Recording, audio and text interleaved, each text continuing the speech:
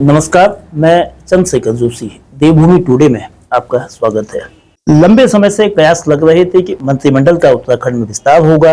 इस वक्त जो 70 सदस्यीय विधानसभा में मंत्रियों के 5 पद खाली है। मुख्यमंत्री सहित सिर्फ 7 मंत्री सरकार चला रहे हैं। ये अटकलें, ये उम्मीद, ये कयास थी कि नवरात्र में मंत्रिमंडल का विस्तार हो सकता है, लेकिन आज जब पंचमी है, 2 अप्रैल का दिन है, अब तक मंत्रिमंडल के विस्तार की स्थिति नहीं बनी है। लेकिन इस बीच अप्रैल महीने के पहले दिन की देर शाम उत्तराखंड सरकार ने 20 वरिष्ठ भारतीय जनता पार्टी के नेताओं को दायित्वों का वितरण किया। सबसे अधिक 4 दायित्व देहरादून जिले को मिले हैं। नैनीताल और अल्मोड़ा को 2 दायित्व मिले हैं। मुख्यमंत्री पुष्कर सिंह धामी के निर्वाचन क्षेत्र वाले चंपावत जिले से 1 दायित्व दिया गया है। चंपावत के वरिष्ठ नेता और 4 बार प्रदेश कार्यकारिणी के सदस्य रहे श्याम नारायण पांडे, जो वर्ष 1998 में कुआं मंडल विकास निगम के निदेशक भी थे, उन्हें महत्वपूर्ण जिम्मेदारी दी गई है। उत्तराखंड वन एवं पर्यावरण सलाहकार समिति के उपाध्यक्ष के रूप में उनको दायित्व दिया गया है। श्री पांडे इस वक्त हमारे साथ हैं। क्या उनकी प्राथमिकताएं रहेंगी? मुख्यमंत्री के जिले से आपको ये जिम्मेदारी दी गई है, तो पहली प्रतिक्रिया आपको उत्तराखंड वन एवं पर्यावरण सलाहकार समिति के उपाध्यक्ष बनने पर क्या है? जैसे कि दायित्वधारियों की घोषणा हुई और एक सामान्य कार्यकर्ता होने के बाद भी माननीय मुख्यमंत्री जी का जो विश्वास, जो भरोसा मेरे ऊपर रहा है, मैं माननीय मुख्यमंत्री जी को अपनी ओर से कोटि से धन्यवाद देता हूं, उनका आभार प्रकट करता हूं और उनकी आशाओं के अनुरूप मैं इस विभाग को, वन एवं पर्यावरण विभाग को पूर्ण मनोयोग से संचालित करने की कोशिश करूंगा। जो भी अधिकार और दायित्व मेरे को दिए जाएंगे, उनका पूर्ण मनोयोग से मैं निर्वहन करूंगा और माननीय मुख्यमंत्री जी का जो आशीर्वचन स्वरूप यह पद मुझे ही नहीं, सारे कार्यकर्ताओं को मिला है और आज मेरे को यह दायित्व दिए जाने पर सारे कार्यकर्ताओं में जो खुशी है, एक सम्मान, कार्यकर्ताओं का सम्मान उनके द्वारा किया गया है। और जिस प्रकार से वन एवं पर्यावरण के प्रति मेरा बहुत पुराना लगाव रहा है, मैं सन 1995 में वन पंचायत खरककार की मैं जॉइंट फॉरेस्ट मैनेजमेंट में मैंने कार्य किया और उस समय वन विभाग के सहयोग से उत्तराखंड में नंबर 1 वन पंचायत बनाने का सौभाग्य मुझे मिला है। जॉइंट फॉरेस्ट मैनेजमेंट के द्वारा हमने जो काम किए, वह जंगल आज भी खरककारकी का काफी हरा भरा है, कोई भी प्रत्यक्ष देख सकता है। तो जो भी मुझे जिम्मेदारियां, जो भी मेरा दायित्व होगा, मैं उसका पूर्ण मनोयोग से काम करूंगा और अपनी ओर से, अपने सभी कार्यकर्ताओं की ओर से चंपावत जिले को जो सम्मान माननीय मुख्यमंत्री जी ने दिया है, उनका मैं एक बार पुनः अपनी ओर से आभार प्रकट करता हूं। पांडे जी, अभी चूंकि आपने दायित्व ग्रहण करने में कुछ दिन लगेंगे, लेकिन मोटे तौर पर वन एवं पर्यावरण सलाहकार समिति के उपाध्यक्ष के रूप में आपकी प्राथमिकताएं क्या होंगी? जहां तक मेरा अपना सोच है कि यह उत्तरांचल प्रदेश एक अलग परिस्थिति का प्रदेश है।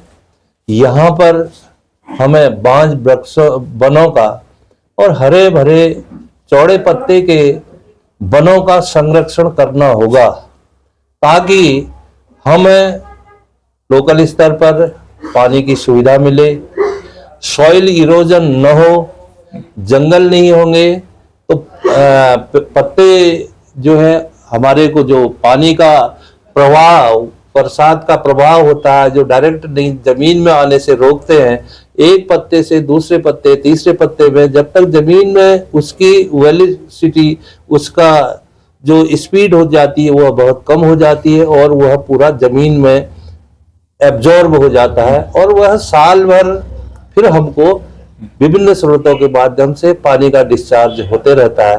पानी का कंसंट्रेशन ऑफ वाटर कहलाता है। इस कंसंट्रेशन ऑफ वाटर को हमें बचाना होगा। वनों पर जो दराती और कुल्हाड़ी बेरहमी से चलाई जाती है उसको बचाना होगा ताकि हमारे वन सुरक्षित रहें।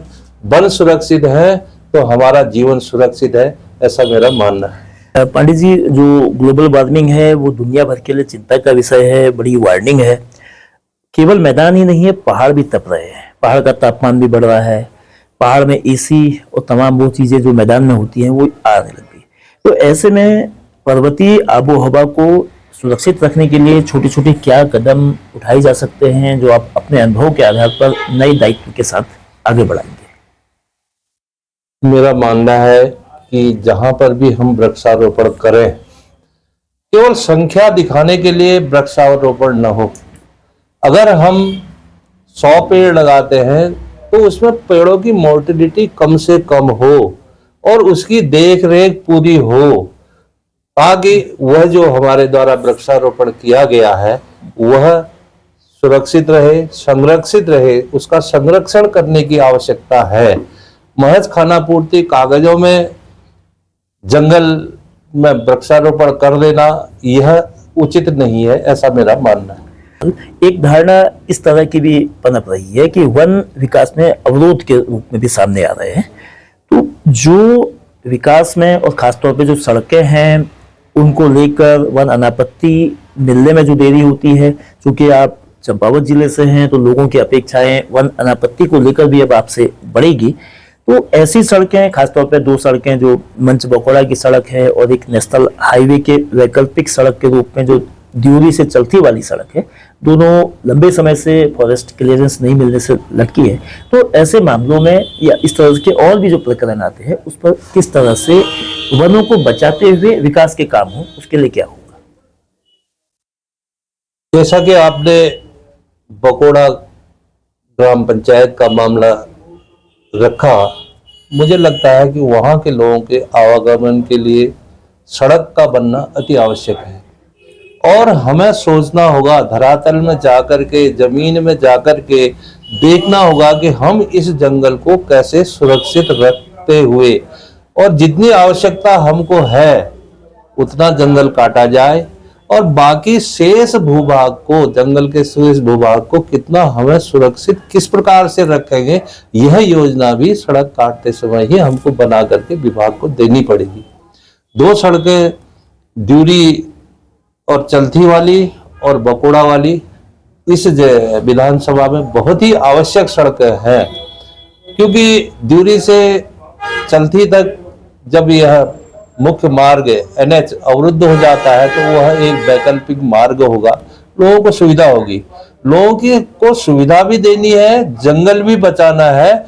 इसमें एक समग्र विचार करके, समुचित विचार करके, क्षेत्र में जा करके इसका निदान निकालना ही होगा। बहुत धन्यवाद पांडे जी। वरिष्ठ नेता श्याम नारायण पांडे को जो दायित्व मिला है उत्तराखंड वन एवं पर्यावरण सलाहकार समिति के उपाध्यक्ष के रूप में, ये न केवल उनकी वरिष्ठता का सम्मान है बल्कि उनकी पार्टी के प्रति समर्पण और पार्टी के प्रति निष्ठा का भी एक पुरस्कार है।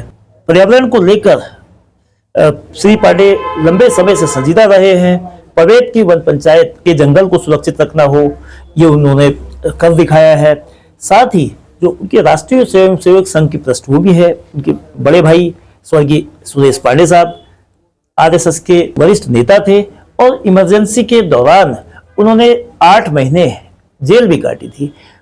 ऐसे में पार्टी ने पुराने कार्यकर्ताओं को, प्रतिबद्ध, समर्पित और निष्ठावान कार्यकर्ता को ये दायित्व देकर आम कार्यकर्ता का भी सम्मान किया है और उम्मीद है कि वन एवं पर्यावरण जैसा महत्वपूर्ण जिम्मेदारी मिलने से इस क्षेत्र के, उत्तराखंड के पर्वतीय हिस्सों के जंगल और मैदान की आबो हवा को सुरक्षित रखने में भी उनके अनुभवों का लाभ मिल सकेगा। बहुत धन्यवाद।